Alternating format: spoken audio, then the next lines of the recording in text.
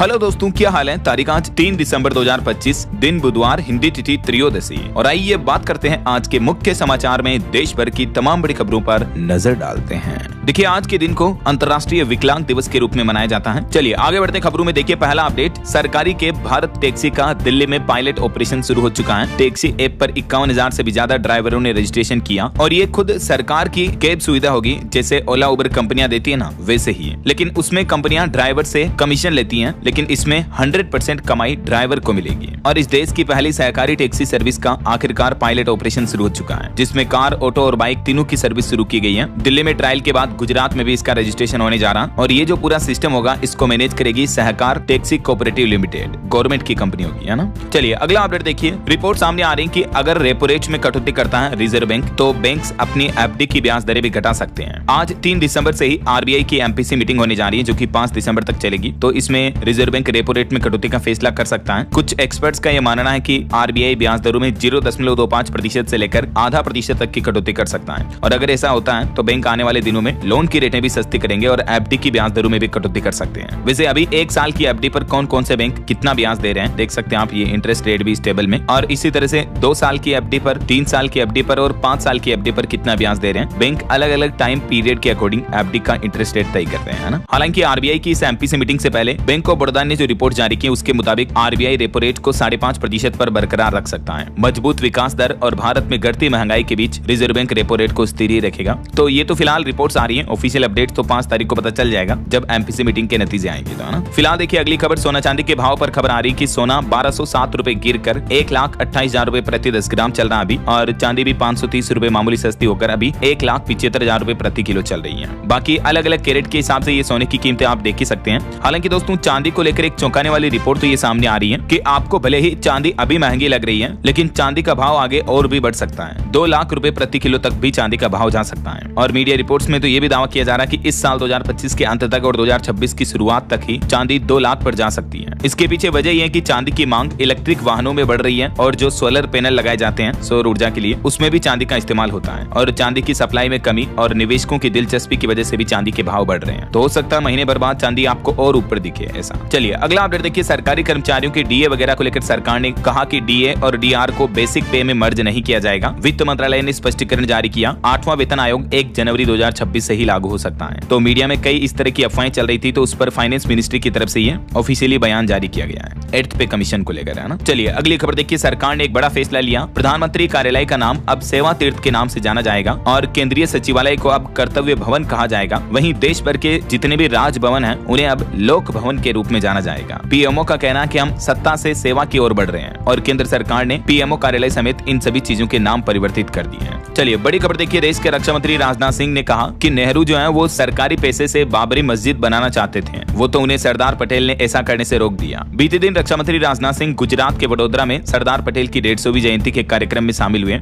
और उन्होंने कहा कि स्टैच्यू ऑफ यूनिटी से पटेल को सम्मान मिला। और इसी दरमियान अपने संबोधन में उन्होंने जवाहरलाल नेहरू को लेकर भी ये बड़ा दावा किया। कहा कि नेहरू सार्वजनिक धन से बाबरी मस्जिद बनवाना चाहते थे, लेकिन पटेल जी ने उन्हें ऐसा करने से रोका। एग्जैक्टली उन्होंने ये बयान दिया, देख सकते हैं आप। और वहीं देखिए हमारे भारतीय नौसेना प्रमुख बोले कि ऑपरेशन सिंदूर अब भी जारी है। अरब सागर में लगातार ऑपरेशन चल रहे हैं। पाकिस्तान को आर्थिक नुकसान भी हुआ ऑपरेशन सिंदूर से। देश के Indian navy chief admiral Dinesh के त्रिपाठी की तरफ से ये बयान दिया गया। और वहीं खबर देखिए, संसद के शीतकालीन सत्र में चुनाव सुधारों को लेकर भी लोकसभा में 9 दिसंबर को चर्चा होगी। सरकार ने एसआईआर पर बहस के लिए भी अड़े विपक्ष को मनाया और इससे एक दिन पहले 8 दिसंबर को वंदे मातरम मुद्दे पर भी चर्चा होगी सदन में। और खबर देखिए, सरकार का कहना है कि भारत और यूरोपीय यूनियन व्यापार समझौते के बाद ही इलेक्ट्रिक कार निर्माण योजना को गति मिलेगी। वहीं भारत के फॉरेक्स रिजर्व पर भी आरबीआई ने डेटा जारी किया। विदेशी मुद्रा भंडार में 10.9 अरब डॉलर की कमी हुई और देश का चालू खाता घाटा घटकर 1.3% पर आ गया। खुद रिजर्व बैंक की तरफ से ये जानकारी दी गई। वहीं भारतीय रुपये और अमेरिकी डॉलर पर भी खबर आ रही कि डॉलर के मुकाबले और कितना टूटेगा रुपया। अभी 1 डॉलर की कीमत 90 रुपए के करीब पहुंच चुकी है। रुपये की वैल्यू ने यह नया ऑल टाइम लो बनाया। और खबर देखिए दोस्तों, सरकार ने आंकड़े जारी किए। अटल पेंशन योजना ने 8.25 करोड़ से भी ज्यादा के नामांकन पार किए। महिलाओं की भागीदारी 48% रही है। एपीवाई को लेकर वित्त मंत्रालय ने सदन में ये रिपोर्ट जारी की। और वहीं वहीं सरकार का प्लान है जीएसटी फ्रॉड पर रोक लगाने की तैयारी कर रही है गवर्नमेंट। जीएसटीआर 3B फाइलिंग अगले वित्त वर्ष 2026 से पूरी तरह से ऑटोमेटिक होगा, यानी इस फॉर्म में सेल्स टैक्स डिटेल की मैनुअल एडिटिंग पर रोक लगाई जाएगी। मीडिया रिपोर्ट्स आ रही है सरकार टैक्स फ्रॉड पर रोक लगाने के लिए अगले साल 2026 से ही ये बड़ा बदलाव करने जा रही है ऐसा। और वहीं आपको पता होगा कल रूस के राष्ट्रपति व्लादिमीर पुतिन भी भारत दौरे पर आ रहे हैं। 4 और 5 दिसंबर को वो भारत दौरे पर रहेंगे। और पुतिन के भारत दौरे से पहले देखिए आप कुछ बड़े अपडेट। मॉस्को और नई दिल्ली भारत का निर्यात बढ़ाने के लिए काम कर रहे हैं। अमेरिकी टैरिफ पर भी रूस ने अमेरिका को 2 टूक जवाब दिया। और एक रूसी राजनयिक का भी कहना है कि भारत और रूस के बीच हमारा आपसी व्यापार 63 अरब डॉलर से बढ़ाकर 2030 तक 100 अरब डॉलर तक ले जाने का प्रयास करेंगे। दिमित्री पेस्कोव का यह कहना, जो कि एक रूसी राजनयिक है। और एक खबर आ रही है कि पुतिन की भारत यात्रा से पहले सबसे बड़ी डील की तैयारी भी की जा रही है। भारत से रक्षा समझौते को मंजूरी पर आज रूसी संसद भवन में भी मतदान होगा, यानी रूस के संसद सदन में भारत के साथ इस डिफेंस डील को लेकर आज वोटिंग होनी है। पुतिन के दौरे से पहले मंजूरी मिलेगी और इस डील के तहत एक दूसरे के सैन्य ठिकानों का इस्तेमाल कर सकेंगे भारत और रशिया। और वहीं पुतिन दौरे के दौरान भी कुछ बड़े समझौते हो सकते हैं, जैसे S-400 missile, Sukhoi 57 fighter jet, परमाणु ऊर्जा, आतंकवाद समेत कई एजेंडों पर बातचीत होगी, समझौते होंगे पुतिन के भारत दौरे पर। और देखिए न्यूज 18 के सवाल पर भी रूस ने पाकिस्तान को बड़ी चेतावनी दी और कहा कि अगर मुनीर ने कुछ गलत किया तो परिणाम भुगतना होगा। और वहीं देखिए खबर, रूस के राष्ट्रपति पुतिन बोले कि भारत पर हमसे तेल न खरीदने का दबाव बनाया जा रहा, अमेरिका ये प्रेशर बना रहा। तो पुतिन ने कहा कि पीएम मोदी से मैं ट्रेड बढ़ाने पर भी बातचीत करूंगा। और यूक्रेन युद्ध को लेकर भी यूरोपीय देशों पर बरसे पुतिन। भारत दौरे से पहले उन्होंने कहा कि पीएम मोदी के साथ रूस यूक्रेन युद्ध को लेकर भी वो महत्वपूर्ण बातचीत करेंगे। और वहीं इधर हमारे भारत में भी पुतिन के दौरे से पहले राजधानी दिल्ली में हाई अलर्ट घोषित कर दिया है। दिल्ली की सुरक्षा भी बढ़ाई गई, क्योंकि हाल ही में दिल्ली में जो ब्लास्ट की घटना हुई थी, तो उसके बाद अब सुरक्षा व्यवस्थाएं और भी ज्यादा मजबूत कर दी गई हैं। चलिए दोस्तों, अगली खबर देखिए, आम आदमी को एक और बड़ी राहत मिल सकती है। रिपोर्ट्स आ रही कि अभी तो और दिखेगा जीएसटी रेट कट का फायदा।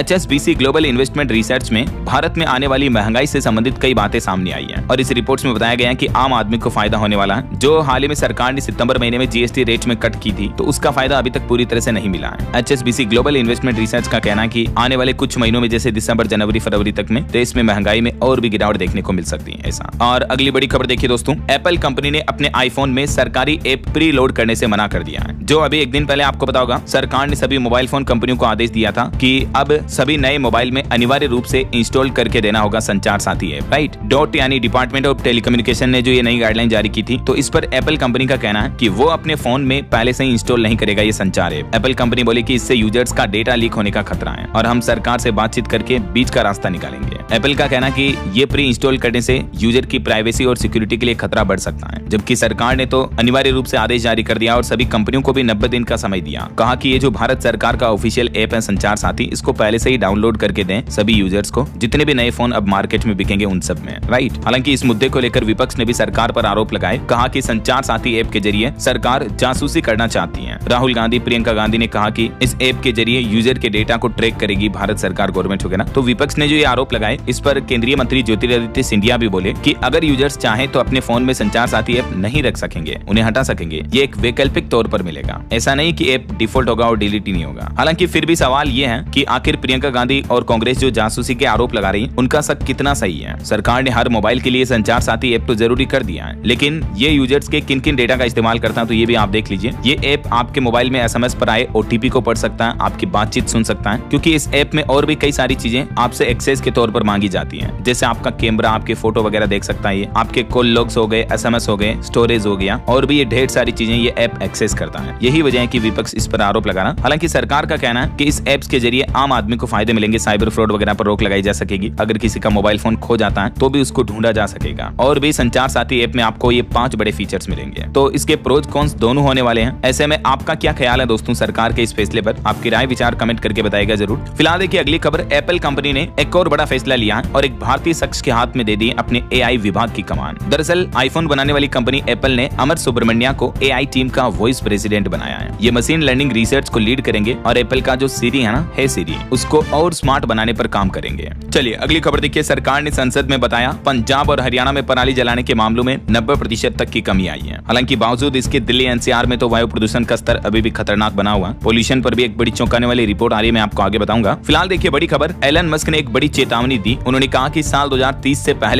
दुनिया में एक बड़ा परमाणु युद्ध होगा और उनके इस सोशल मीडिया पोस्ट के बाद पूरे इंटरनेट पर सनसनी सी छा गई। खुद उन्होंने उन्होंने ट्विटर पर यह लिखा कि अगले 5 से 10 सालों में परमाणु युद्ध होने की संभावना बहुत तेज बनी हुई है। ग्रोक एआई ने भी बताया कि मस्क पहले भी ताइवान, यूक्रेन और यूरोप में संघर्ष की चेतावनी देते रहे हैं। और वहीं H1B वीजा मामले में भी भारतीय लोगों के समर्थन में उतरे एलन मस्क, उन्होंने अमेरिका को भी चेतावनी दी और कहा कि वीजा कार्यक्रम को बंद करना अमेरिका के लिए बेहद हानिकारक होगा, खास करके जब उनकी कंपनियों को भी कुशल विशेषज्ञ ढूंढने में मुश्किल हो रही है। चलिए अगली खबर देखिए। एक चौंकाने वाली रिपोर्ट सामने आ रही है कि NSE की 52% कंपनियों में 10% से भी कम महिला कर्मचारी हैं। दावा किया जा रहा है कि वर्कफोर्स में महिला कर्मचारियों की भागीदारी की रफ्तार काफी धीमी है। जो नेशनल स्टॉक एक्सचेंज पर लिस्टेड जितनी भी कंपनियां ना, उनमें 10% से भी ज्यादा कम फीमेल वर्कर्स हैं। और ये रिपोर्ट्स वाकई में आज भी हमारे देश में जेंडर असमानता को दर्शाती है। और वहीं खबर देखिए, राजस्थान में लागू हुए नए ई पंजीयन के नियम, दस्तावेज रजिस्ट्रेशन अब पूरी तरह से डिजिटल होने जा रहा। राजस्थान सरकार की तरफ से इन पंजीयन को पारदर्शी बनाने के लिए ये नए नियम लागू किए हैं। अब ई पंजीयन पोर्टल पर ई फाइलिंग, ई मैसेजिंग, ई वेरिफिकेशन और ई सर्च जैसी सुविधाएं उपलब्ध होगी।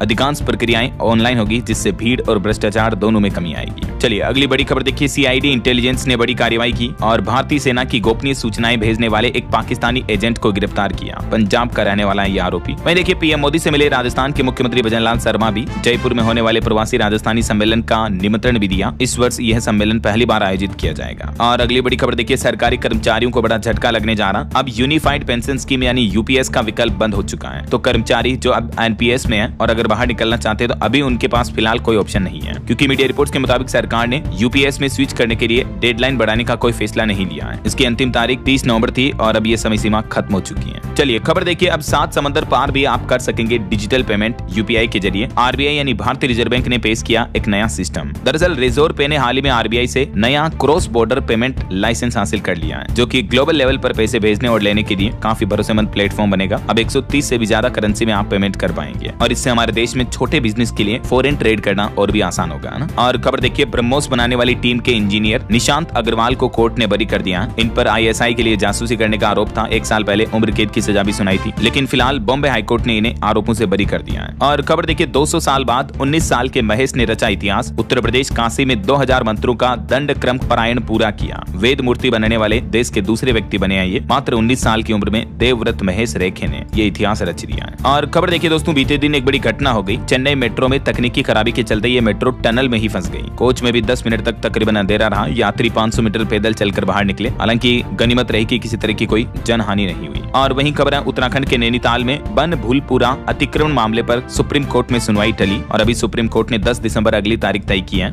इस मामले को लेकर उत्तराखंड के हल्द्वानी में हाई अलर्ट जारी किया। 400 जवान सुरक्षा के लिए भी तैनात किए गए हैं। यहाँ रेलवे भूमि अतिक्रमण मामले को लेकर सुप्रीम कोर्ट में सुनवाई होनी है ना। और सुप्रीम कोर्ट ने कर्नाटक के पूर्व मुख्यमंत्री येदियुरप्पा के खिलाफ भी पोक्सो मामले में ट्रायल पर रोक लगाई। वहीं किसान आंदोलन पर बड़ी खबर आ रही है। पंजाब में किसानों ने रेल रोकने का ऐलान किया है। 19 जिलों में 26 जगहों पर पटरियों पर बैठेंगे किसान भाई लोग। 5 तारीख को 2 घंटे तक प्रदर्शन करेंगे। हाईवे नहीं रोकेंगे, इस बार रेलवे रोकेंगे। शंभू खनौरी बॉर्डर पर आंदोलन करने वाले किसान मजदूर मोर्चा KMM ने 5 दिसंबर को पंजाब में कई जगहों पर रेलवे ट्रैक जाम करने का ऐलान कर दिया है। KMM के संयोजक का कहना है कि पूरे प्रदेश में 26 जगहों पर ट्रेनें रोकी जाएगी और ये प्रदर्शन दोपहर 1 बजे से लेकर 3 बजे तक 2 घंटे तक किया जाएगा। किसानों की मांग है MSP गारंटी कानून समेत जो अन्य किसान भाई लोगों की मांगे हैं उनको पूरा करे पंजाब और केंद्र सरकार। ऐसा ये पंजाब के 19 जिलों में 26 जगहों पर इन जगहों पर रेलवे ट्रैक जाम करेंगे किसान भाई लोग, है ना। किसानों की तरफ से ये लिस्ट भी जारी की गई। और इससे पहले आपको पता होगा, मध्य प्रदेश राज्य में भी किसानों ने आंदोलन किया था, लेकिन MP में तो 15 घंटे बाद किसानों का आंदोलन स्थगित हो पाया। MP के धार कलेक्टर ने मुख्यमंत्री और PM तक किसानों की मांगे पहुंचाने का आश्वासन दिया, तब जाकर किसान भाई लोग माने। चलिए खबर आ रही है, उत्तराखंड के देहरादून में IMA में 13 दिसंबर को पासिंग आउट परेड होगी। 5 तारीख को SSC विंग की ग्रेजुएशन सेरेमनी होगी और इस दौरान देश को मिलेंगे कई युवा सैन्य अफसर भी। 13 तारीख को होने वाली इस परेड की तैयारियां भी तेज हो गई हैं। और वहीं अगली बड़ी अच्छी खबर देखिए, भारत की एक नई उपलब्धि, 800 किलोमीटर प्रति घंटा की रफ्तार पर भी अब फाइटर जेट के पायलटों की सुरक्षा पक्की हुई। DRDO ने यह नया कारनामा कर दिखाया है। जी हाँ, चंडीगढ़ में DRDO को यह बड़ी उपलब्धि मिली। फाइटर एस्केप सिस्टम का सफल परीक्षण कर लिया है। और जैसा कि आप नाम से ही समझ पा रहे होंगे, फाइटर एस्केप सिस्टम मतलब 800 किलोमीटर प्रति घंटा की रफ्तार से भी हवा में जब फाइटर जेट उड़ रहा होगा उस दरमियान भी पायलट की जान आसानी से बच सकेगी। यानी हादसे के दौरान पायलट खुद को फाइटर जेट से एग्जिट कर पाएंगे, एस्केप कर पाएंगे। और सबसे अच्छी बात यह कि ये पायलट को बचाने वाली स्वदेशी एस्केप सिस्टम की टेस्टिंग की गई, मेड इन इंडिया तकनीक है। इस तरह से क्रैशिंग के दौरान पायलट जो है वो फाइटर जेट से एग्जिट कर जाएगा ना। हाल ही में आपको पता होगा, हमारे भारत का तेजस विमान दुबई एयर शो के दौरान क्रैश हो गया था। चलिए अगली खबर आ रही है, हरियाणा में जो इस नंबर की गाड़ी वाली नंबर प्लेट की बोली लगी थी 1 करोड़ 17 लाख में, तो वो नीलामी अब दोबारा होगी, क्योंकि जिस शख्स ने ये नीलामी लगाई थी उसने रकम नहीं चुकाई, तो ये नीलामी कैंसिल हो चुकी है। और वहीं खबर देखिए दोस्तों,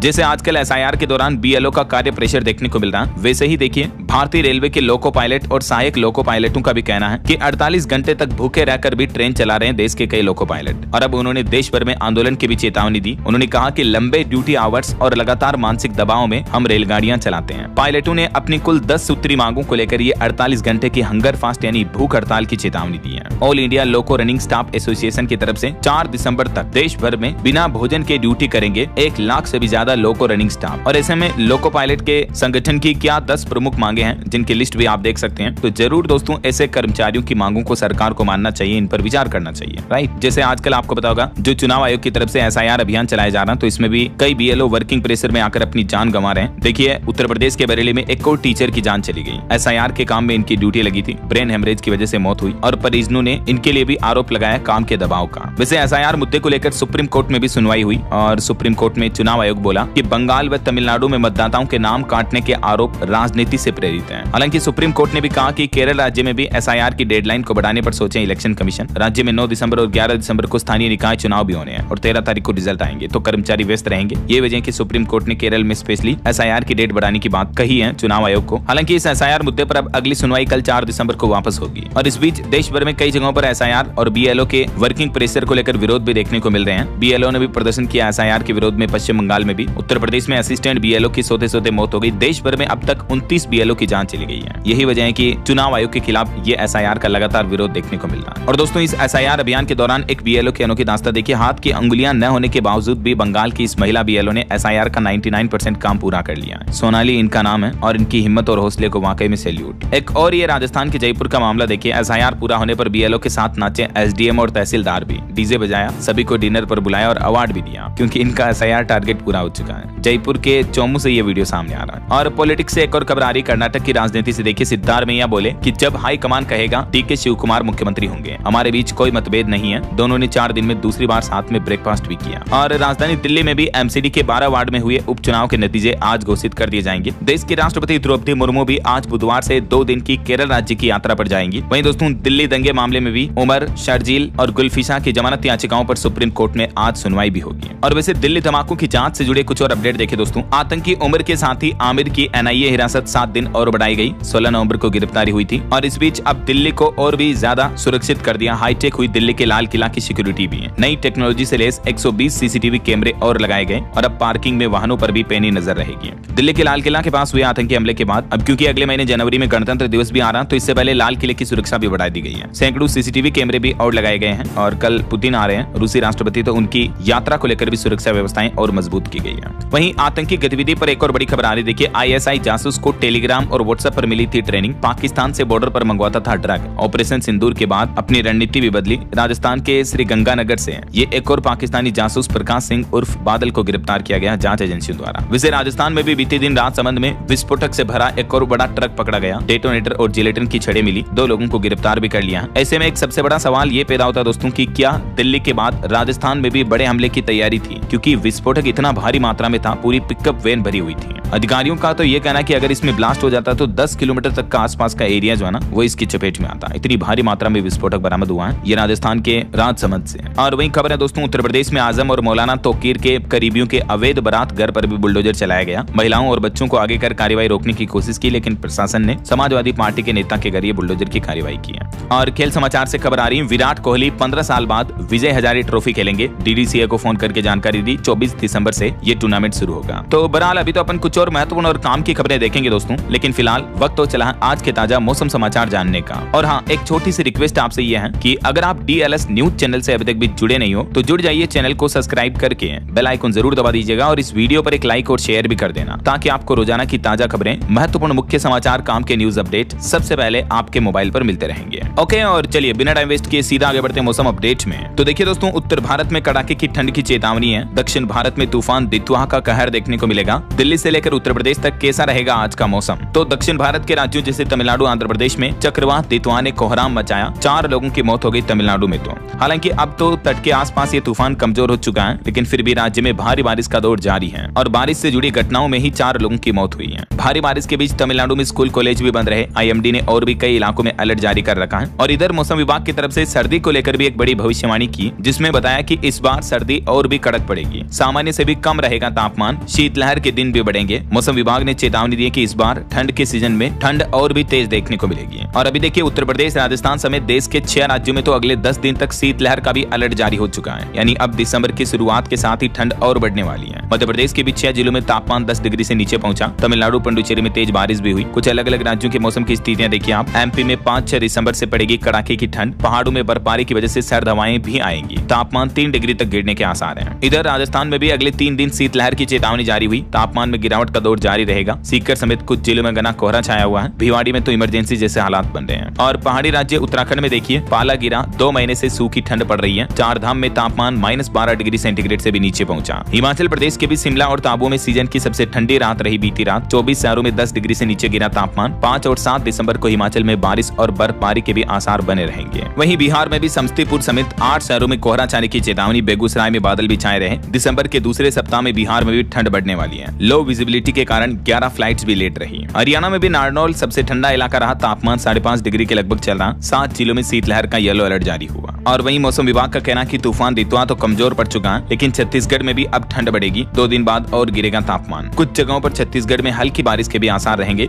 दक्षिणी जिलों में। हालांकि चक्रवात दितवा के चलते चेन्नई में मूसलाधार बारिश देखने को मिली। स्कूल कॉलेज बंद रहे। कई सारी फ्लाइट की उड़ानें भी रद्द की गई। बाकी और भी दोस्तों अगले 24 घंटों के दौरान देश भर में मौसम की संभावित गतिविधियां क्या रह सकती हैं, जिसकी जानकारी आप देख सकते हैं स्क्रीन पर। दक्षिणी भारत के कुछ राज्यों में बारिश वगैरह की चेतावनी है। ओके, और चलिए दोस्तों मौसम के बाद अब अपन आगे बढ़ते हैं। कुछ मार्केट अपडेट्स पर नजर डाल लेते हैं। देखिए बीते दिन भारतीय शेयर बाजार में बड़ी गिरावट देखने को मिली। सेंसेक्स 503 अंक गिरकर 85,138 पर बंद हुआ। निफ्टी भी 143 अंक लूटका। मीडिया, बैंकिंग, रियल्टी शेयर्स में ज्यादा बिकवाली देखने को मिली। वहीं खबर है स्विगी बेचने जा रही है 10,000 करोड़ के शेयर। अगले सप्ताह इंस्टीट्यूशनल इन्वेस्टर्स को शेयर बेचेगी कंपनी। और वहीं देखिए शेयर बाजार से नाराज हुआ आम आदमी। बीते 2 महीने में 25,000 करोड़ से ज्यादा की निकासी देखने को मिली है। भारतीय स्टॉक मार्केट से आम निवेशकों ने बिकवाली करना शुरू कर दिया है। वहीं बीते दिन सरकार ने जो बैंक ऑफ महाराष्ट्र में इश्यू निकाला OFS, उसमें निवेशकों की होड़ देखने को मिली। 400% तक सब्सक्राइब हो चुका है और आज 3 दिसंबर को आम निवेशक भी इसमें बोली लगा पाएंगे। और निवेशकों के लिए एक और अपडेट है, विद्या बायर्स का IPO भी आज 3 दिसंबर को खुलेगा और ई-कॉमर्स कंपनी मीशो का भी IPO आज 3 तारीख को खुलेगा। चलिए कुछ अंतर्राष्ट्रीय खबरों पर भी नजर डाल लेते हैं। देखिए आप, पाकिस्तान के लिए भारत ने इंसानियत के नाते एयर स्पेस खोला, जिसके जरिए पाकिस्तान ने श्रीलंका में मदद पहुंचाई। जम्मू पहलगाम हमले के समय इसको बंद कर दिया था, आपको पता होगा। तो पाकिस्तान ने भारत के इस एयर स्पेस खोलने के मुद्दे पर भी झूठ बोला और कहा कि भारत ने खोला नहीं, जबकि भारत के विदेश मंत्रालय का कहना है कि 4 घंटे के अंदर अंदर ये मंजूरी दी गई। पाकिस्तान फर्जी दावे करना बंद करो। और पाकिस्तान की नापाक हरकत तो देखिए जरा। पाकिस्तान ने जो श्रीलंका में राहत सामग्री पहुंचाई वो भी एक्सपायर्ड थी। उसकी तारीख भी एक्सपायर्ड खाने पीने की चीजों की, जो सामग्री श्रीलंका के बाढ़ पीड़ितों के लिए पहुंचाई गई। पाकिस्तान द्वारा भेजे गए ये फूड पैकेट की तस्वीरें भी सोशल मीडिया पर वायरल हो रही है, जिस पर एक्सपायरी डेट अक्टूबर 2024 लिखी हुई है। देखिए जरा। और पाकिस्तान से एक रिपोर्ट सामने आ रही है कि 200% तक बढ़े पाकिस्तान में एड्स के मामले भी। बीते 1 साल में 48,000 नए केस देखने को मिले हैं। और वहीं खबर देखिए, रूसी राष्ट्रपति व्लादिमीर पुतिन बोले कि अगर यूरोप युद्ध चाहता है तो रूस भी तैयार है। हम पूरी ताकत से जवाब देंगे। उनकी ऐसी हार होगी कि कोई नहीं बचेगा। वहीं देखिए कनाडा में भी खालिस्तान समर्थकों ने भारत विरोधी नारे लगाए। पीएम मोदी रक्षा मंत्री राजनाथ सिंह के पुतले बनाकर लिखा कि हिंदू टेररिस्ट। हाथों में इनके पाकिस्तानी झंडे भी थे।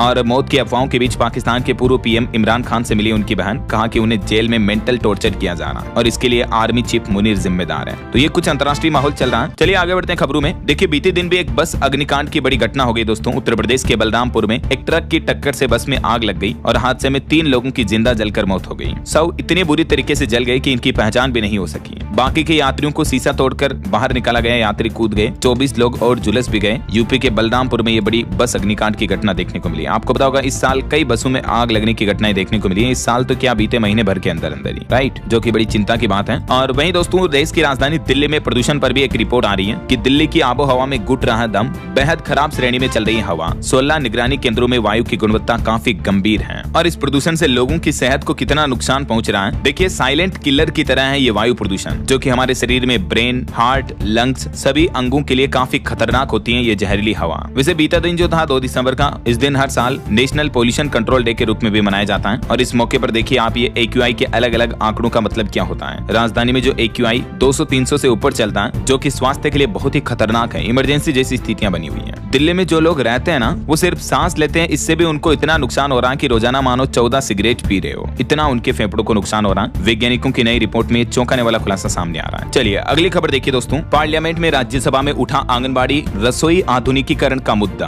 और वायु प्रदूषण पर भी चिंता जताई गई। और खबर है आधार कार्ड का नया मोबाइल ऐप इसी महीने लॉन्च किया जाएगा उदय की तरफ से, और प्री लॉन्चिंग में अब तक इसके 18 लाख से ज्यादा डाउनलोड भी हो चुके हैं। और वहीं दोस्तों एक चौंकाने वाली रिपोर्ट आ रही है कि AI यानी आर्टिफिशियल इंटेलिजेंस की वजह से दुनिया में असमानता बढ़ सकती है, समाज में महाविभाजन लौटने का खतरा दिख रहा है। UN की तरफ से ये रिपोर्ट जारी की गई कि अगर सही नीतियां नहीं बनाई गई तो AI दुनिया को जोड़ने के बजाय अमीर और गरीब देशों के बीच की खाई को और बढ़ा देगा। आर्टिफिशियल इंटेलिजेंस के ये साइड इफेक्ट्स देखने को मिल सकते हैं भविष्य में, ऐसा UN का कहना है। और वहीं खबर देखिए भारत के चीनी उत्पादन में 43% तक का उछाल आया। अब ISMA ने MSP व इथेनॉल मूल्य बढ़ाने की भी मांग की है। वहीं भारत के भगोड़े आर्थिक अपराधी विजय माल्या ने आरोप लगाया और सरकार द्वारा जारी आंकड़ों पर सवाल उठाए। उन्होंने कहा कि रिटायर्ड जज करें सरकार और बैंकों के दावों की जांच। और मुस्लिम महिलाओं के तलाक को लेकर देखिए सुप्रीम कोर्ट ने टिप्पणी की, कहा कि तलाकशुदा मुस्लिम महिलाओं की गरिमा सर्वोपरि है, तलाक के बाद भी महिलाओं के अधिकार खत्म नहीं होते हैं। और सरकार की तरफ से कुछ आंकड़े जारी किए गए। देखिए UAPA के तहत बीते 5 साल में 10,440 लोगों को गिरफ्तार किया गया। अकेले 2023 साल में ही 2900 लोग गिरफ्तार हुए और 118 लोगों को सजा भी हुई है। UAPA यानी आतंकवाद रोधी कानून के तहत इतने लोगों को गिरफ्तार किया है। और खबर है दोस्तों संसद के लोकसभा में 8 दिसंबर को वंदे मातरम पर भी चर्चा होगी। PM मोदी इसकी शुरुआत करेंगे। वंदे मातरम के 150 साल पूरे होने के मौके पर संसद में 10 घंटे का विशेष सत्र इसके लिए आयोजित किया जाएगा। और फिर उसके अगले दिन 9 दिसंबर को चुनाव सुधारों पर भी चर्चा होगी संसद में। और वहीं देखिए बड़ी खबर दोस्तों, कप सिरप से बच्चों की मौत के कांड के बाद अब केंद्र सरकार ने बढ़ाई सख्ती। देश भर की 700 से भी ज्यादा फार्मास्यूटिकल कंपनियों का गहन ऑडिट कर रही है अभी सरकार, और ये जानकारी भी राज्यसभा में लिखित में दी है सरकार ने। और हिमाचल प्रदेश में देखिए नेता विपक्ष जयराम ठाकुर बोले कि PM मोदी की 1500 करोड़ देने की घोषणा पत्थर की लकीर है। प्रधानमंत्री ने राहत पैकेज के रूप में ये घोषणा की है।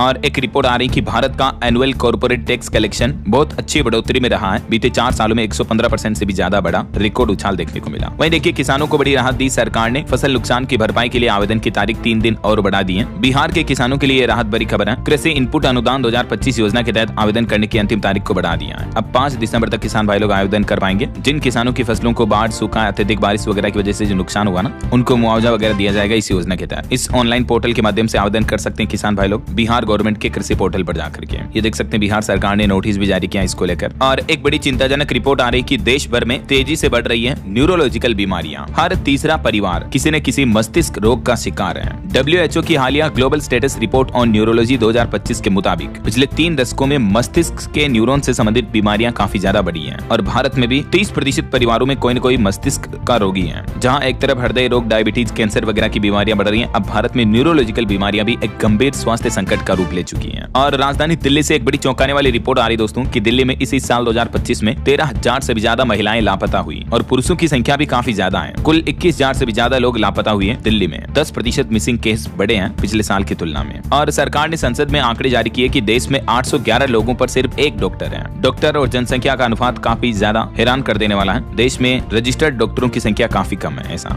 और खबर देखिए भारतीय रिजर्व बैंक RBI ने SBI, HDFC बैंक और ICICI बैंक को लेकर एक बड़ा अपडेट जारी किया। दरअसल RBI के मुताबिक ये जो तीनों बैंक है ना दोस्तों, ये हमारे देश में DSIB का दर्जा रखते हैं। आसान भाषा में कहें दोस्तों तो DSIB का मतलब ये है कि ये बैंक सीधे सीधे देश की इकोनॉमी से जुड़े हैं। यानी इन बैंकों के डूबने से हमारे देश की अर्थव्यवस्था हिल जाएगी और इनका डूबना सरकार भी सहन नहीं कर सकती है। ये वजह कि इन्हें DSIB, जिसका फुल फॉर्म है डोमेस्टिक सिस्टमेटिक इम्पोर्टेंट बैंक, इसकी श्रेणी में दर्जा दे रखा RBI ने इन बैंकों को। अगर ये बैंक मुश्किल में पड़े तो पूरा देश का बैंकिंग सिस्टम हिल जाएगा, पूरे देश की इकोनॉमी पर बेड इफेक्ट पड़ेगा। इसलिए सरकार भी मुश्किल घड़ी में ऐसे बैंकों को सपोर्ट करती है ऐसा। चलिए अगला अपडेट देखिए, महाराष्ट्र निकाय चुनाव पर भी निर्वाचन आयोग ने बड़ा ऐलान किया। अब आज नतीजे नहीं आएंगे बल्कि 21 दिसंबर को आएंगे सभी सीटों के रिजल्ट। रिजल्ट, वरना आज 3 दिसंबर को आने थे ये नतीजे। और खबर देखिए यूपी वाराणसी बीएचयू में छात्रों और पुलिस कर्मियों के बीच पत्थरबाजी के दौरान 100 से ज्यादा स्टूडेंट घायल हो गए, वाहन संपत्तियों को भी काफी नुकसान पहुंचाया। देर रात बनारस हिंदू यूनिवर्सिटी में ये स्टूडेंट्स का विरोध प्रदर्शन देखने को मिला। वहीं बॉलीवुड से खबर आ रही, स्मृति और पलाश 7 दिसंबर को शादी करेंगे। और धर्म परिवर्तन को लेकर देखिए उत्तर प्रदेश हाईकोर्ट ने बड़ा फैसला सुनाया, कहा कि धर्म बदलने पर नहीं मिलेगा SC/ST आरक्षण का लाभ, ये केवल हिंदुओं के लिए है। धर्म परिवर्तन संविधान के साथ धोखा है। तो इलाहाबाद हाईकोर्ट ने एक केस पर सुनवाई करते हुए महत्वपूर्ण फैसला सुनाया और कहा कि हिंदुओं को छोड़कर किसी भी अन्य धर्म का व्यक्ति भले ही धर्म बदलकर हिंदू धर्म अपना ले, जैसे मुस्लिम, सिख, ईसाई वगैरह, तो भी उन्हें ये SC/ST वगैरह इस तरह के रिजर्वेशन आरक्षण का लाभ नहीं मिल सकेगा। और खबर देखिए कर्नाटक के राज्यपाल के पोते पर दहेज प्रताड़ना का आरोप लगा। उनकी बहू बोली कि 50 लाख मांगे दहेज में, छत से धक्का दिया, बेटी भी छीन ली। रतलाम SP से उन्होंने शिकायत की है। देखिए बड़ी बड़ी फैमिलियों में भी कितने गंभीर मारपीट और दहेज प्रताड़ना के मामले देखने को मिल रहे हैं। और वहीं बॉलीवुड से रणवीर सिंह को भी दिल्ली हाईकोर्ट से बड़ी राहत मिली, धुरंधर फिल्म की रिलीज पर नहीं लगेगी रोक। और खबर है कि अल्पसंख्यकों की पहचान केंद्र स्तर पर नहीं बल्कि राज्य और जिले स्तर पर की जाए। सांसद में डॉक्टर भीम सिंह ने राज्यसभा में सरकार से ये मांग की है। ऑटो इंडस्ट्री से खबर है, मारुति सुजुकी की पहली इलेक्ट्रिक कार ई-विटारा भारत में पेश की कंपनी ने। हालांकि ऑफिशियली ये जनवरी 2026 में लॉन्च होगी, लेकिन कंपनी ने इसका रिव्यू मॉडल अनबॉक्स कर दिया है। फुल चार्ज करने पर 500 किलोमीटर चलेगी, 360 डिग्री कैमरा और ऑल व्हील ड्राइव ऑप्शन जैसे कई एडवांस फीचर्स भी मिलेंगे, है ना। और आपकी हेल्थ को लेकर एक चौंकाने वाली रिपोर्ट आ रही, देखिए आपकी रोज 2.5 घंटे की एक्सरसाइज करने से 30% तक घट जाता है मौत का खतरा। लेकिन प्रदूषण जैसे हालातों में एक्सरसाइज के भी आधे फायदे ही मिलते हैं। लंदन की प्रतिष्ठित संस्था यूनिवर्सिटी कॉलेज लंदन UCL के वैज्ञानिकों ने ये चौंकाने वाला निष्कर्ष निकाला है कि रेगुलर एक्सरसाइज के बेनिफिट्स आधे ही रह जाते हैं अगर हम पोल्यूटेड एरिया में जहरीली हवा के संपर्क में लगातार रहते हैं तो। और खबर देखिए सरकारी बैंकों में FDI लिमिट बढ़ाने के प्रस्ताव पर भी बड़ा अपडेट आया। वित्त राज्य मंत्री ने संसद में जवाब दिया और कहा कि सरकार फिलहाल 20% से बढ़ाकर FDI सीमा को 49% करने के किसी भी प्रस्ताव पर विचार नहीं कर रही है। FDI यानी फॉरेन डायरेक्ट इन्वेस्टमेंट, जो प्रत्यक्ष विदेशी निवेश है ना, वो सरकारी बैंकों में इतना नहीं बढ़ाया जाएगा, ये सरकार का कहना है। और देखिए खबर, हरियाणा में बच्चों की सुरक्षा के साथ खिलवाड़ किया जा रहा। प्राइवेट स्कूलों की हर 5वीं बस अनफिट पाई गई। 5000 से भी ज्यादा बसों के चालान काटे गए। जो स्कूलों में बच्चों को लाने ले जाने वाली बसें जो है वो सुरक्षा मानकों पर खरा नहीं उतर पा रही हैं। फिटनेस, GPS, अग्निशामक यंत्र जैसी कई कमियां मिली हैं बसों में। वैसे हरियाणा में कर्मचारियों के लिए खुशखबरी है। बोर्ड निगमों, सरकारी कंपनियों और स्वायत्त संस्थानों में लागू होगा ये निर्णय। अब इन सभी संस्थानों में ग्रेच्युटी का लाभ देना अनिवार्य कर दिया हरियाणा गवर्नमेंट ने, और ये लाभ कर्मचारियों को 1 जनवरी 2006 के बाद सेवा में आए सभी एम्प्लॉइज को मिलेगा। और हरियाणा सरकार ने एक और बड़ा फैसला लिया, शानदार काम करने वाले कर्मचारियों को सम्मानित भी किया जाएगा समय समय पर। गुड गवर्नेंस अवार्ड देगी अब हरियाणा की नायब सिंह सैनी सरकार। और हरियाणा में भी 18 दिसंबर से शुरू हो सकता है विधानसभा का शीतकालीन सत्र भी। और एक अनोखी पहल देखिए दोस्तों, हैदराबाद मेट्रो रेल प्रशासन ने 20 ट्रांसजेंडर्स को सुरक्षा की जिम्मेदारी सौंपी। ट्रांसजेंडर समुदाय को सशक्त बनाने के लिए ये अनोखी पहल है। और खबर है दोस्तों, दिल्ली के 40,000 से भी ज्यादा व्यापारियों को मिला बड़ा तोहफा। MCD ने जनरल ट्रेड लाइसेंस को संपत्ति कर से जोड़ा है और अब संपत्ति कर का 15% लाइसेंस शुल्क होगा, जिससे व्यापारियों दुकानदारों को फायदा होगा ना। वही देखिए उत्तर भारत में जल्द ही दूर होगी बिजली की समस्या। BBMB भाखड़ा डैम में आर्टिफिशियल झील बनाकर पैदा करेगी इलेक्ट्रिसिटी। और उत्तर प्रदेश से जुड़े कुछ बड़े अपडेट देखिए दोस्तों। देखिए एक तो यूपी में अब हर महीने 21 तारीख को लगेगा रोजगार मेले का आयोजन, जिससे कि युवाओं, बेरोजगारों वगैरह को रोजगार मिल पाएगा। उत्तर प्रदेश के बेरोजगार युवाओं के लिए खुशखबरी है। लखनऊ के अलावा भी इन 4 जिलों में रोजगार मेला लगने जा रहा, कानपुर, वाराणसी, प्रयागराज और गोरखपुर में भी। और वहीं उत्तर प्रदेश में जेल के नियमों में भी एक बड़ा बदलाव किया गया। अब जातियों के आधार पर नहीं होगा जेल में काम का बंटवारा, जाति का कॉलम ही हटा दिया जाएगा। सुप्रीम कोर्ट के आदेश के बाद यूपी के जेल में नियमों में ये संशोधन किया जा रहा। और उत्तर प्रदेश में राज्य सरकार के कर्मचारियों के लिए भी एक नया फरमान जारी हुआ। 31 जनवरी 2026 तक अगर ये काम नहीं किया तो कर्मचारियों का प्रमोशन कैंसिल कर दिया जाएगा। दरअसल यूपी की योगी सरकार ने आदेश जारी करते हुए कहा कि 31 जनवरी तक सभी उत्तर प्रदेश के अफसरों और कर्मचारियों को अपनी संपत्ति का ब्यौरा देना होगा। यूपी के मुख्य सचिव बोले कि नहीं देने वालों का प्रमोशन रुकेगा और एक्शन भी लिया जाएगा। जो उत्तर प्रदेश सरकार ने मानव संपदा पोर्टल बना रखा, उस पर 31 जनवरी तक ये डिटेल सबमिट करनी होगी यूपी के सभी कर्मचारियों को। सभी अफसरों को कड़े निर्देश दिए गए, चल अचल जितनी भी संपत्ति है सभी को अनाउंस करना होगा।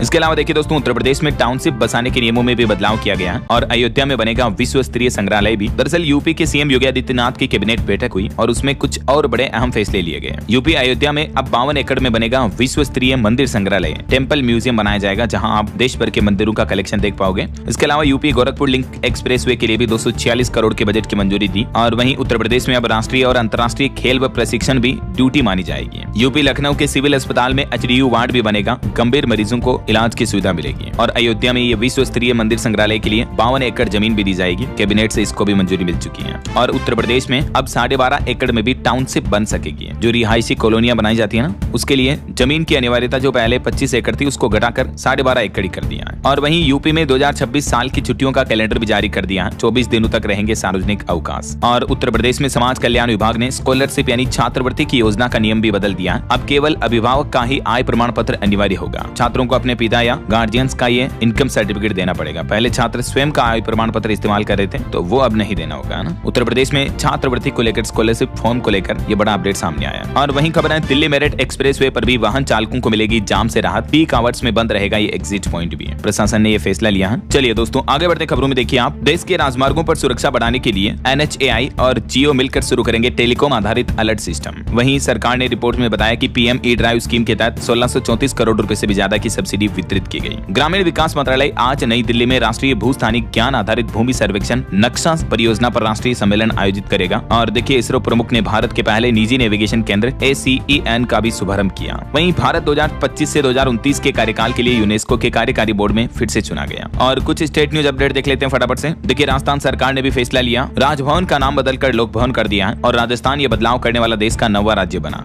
और केंद्र सरकार ने कहा कि राजस्थान की ERCP राष्ट्रीय परियोजना में शामिल नहीं है। इसके जरिए राजस्थान के 17 जिलों को पानी मिलेगा। वहीं देश भर में 1 लाख हनुमान चालीसा केंद्र खोलेंगे तोगड़िया। राजस्थान में अंतर्राष्ट्रीय हिंदू परिषद के अध्यक्ष ने यह बड़ी घोषणा की है। और मध्य प्रदेश में देखिए अनुपूरक बजट में सबसे अधिक बजट PM आवास का है। मोहन यादव सरकार ने बजट को लेकर ये आंकड़े जारी किए। और छत्तीसगढ़ में राशन कार्ड की EKYC करवाने की अंतिम तारीख 8 दिसंबर है। उत्तर प्रदेश में एडवोकेट प्रोटेक्शन एक्ट लागू करने की भी मांग की है वकीलों ने। प्रयागराज बार काउंसिल पर वकीलों का प्रदर्शन भी देखने को मिला। और खबर आ रही कि झारखंड में बिजली महंगी हो सकती है, 60% बढ़ोतरी का प्रस्ताव रखा है। चलिए कुछ एजुकेशनल अपडेट्स देखिए। झारखंड में 8वीं 9वीं और 11वीं की परीक्षाओं में बड़ा बदलाव किया गया। 2026 से नया परीक्षा पैटर्न लागू होगा, जिसके तहत ये परीक्षाएं भी अब मैट्रिक और इंटर की जैसे ही आयोजित की जाएगी। परीक्षाओं का संचालन अब JEC नहीं बल्कि झारखंड शैक्षिक अनुसंधान एवं प्रशिक्षण परिषद द्वारा किया जाएगा। और बिहार में देखिए सरकारी स्कूलों में भी बच्चों की अब ऑनलाइन हाजिरी लगेगी। टैबलेट के जरिए फेस की पहचान होगी। उत्तराखंड में पेपर लीक मामले में बॉबी पवार से भी पूछताछ की गई। सभी भर्ती घोटालों की CBI जांच की भी मांग की जा रही है। और युवाओं के लिए सरकारी नौकरी पर बड़ा अपडेट आ रहा है दोस्तों। SSC GD कांस्टेबल के 25,487 पदों पर भर्ती निकली है। 10वीं पास स्टूडेंट्स को भी मौका है। 1 दिसंबर से इसमें आवेदन शुरू हो चुके हैं ऑलरेडी। 31 दिसंबर लास्ट डेट रहेगी, तब तक आप अप्लाई कर सकते हैं। और CBSE ने भी स्कूलों को कुछ नए निर्देश भेजे हैं। बोर्ड परीक्षा से पहले इनका पालन करना भी जरूरी है। एग्जाम में मार्क्स अपलोड और प्रैक्टिकल परीक्षा को लेकर CBSE की तरफ से गाइडलाइन जारी की गई है। ओके, और चलिए दोस्तों अंत में आज के राशिफल पर नजर डाल लेते हैं। देखिए सिंह राशि वालों का अगर पैसा फंसा हुआ तो आज मिल सकता है। तुला राशि वालों को प्रॉपर्टी की डील में भी फायदा होगा। बाकी और भी कुछ अलग अलग राशियों का राशिफल आप देख सकते हैं स्क्रीन पर। और हाँ दोस्तों, आप मुझे कमेंट करके बताइए कि आप कौन से राज्य में रहते हैं और कौन से राज्य से वीडियो देख रहे हैं। कमेंट में लिखिए ताकि मैं आपके राज्य सरकार की सरकारी योजनाओं की जानकारी भी आपके मोबाइल तक पहुंचा दूंगा। बाकी इस वीडियो को लाइक और शेयर करना, DLS न्यूज चैनल को सब्सक्राइब करके बेल आइकन जरूर दबा देना रोजाना ऐसी इन्फॉर्मेटिव जानकारियां, महत्वपूर्ण समाचार देखते रहने के लिए। ओके, ख्याल रखिएगा अपने आप का, अपने परिवार का। मिलेंगे अगले नेक्स्ट अपडेट में, तब तक के लिए जय हिंद, जय भारत, वंदे मातरम।